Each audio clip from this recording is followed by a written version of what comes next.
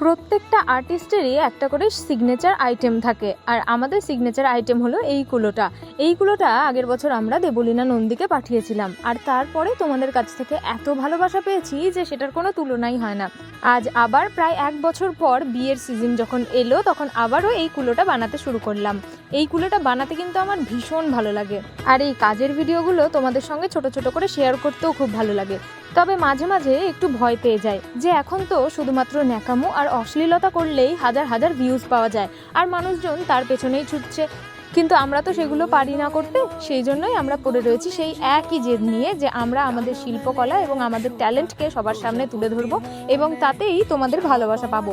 আর তোমাদের মতন কিছু মানুষের জন্য আমরা চিরকৃতজ্ঞ, যারা আমাদেরকে এত ভালোবাসা দিয়ে এখনো অবধি এগিয়ে নিয়ে যাচ্ছ।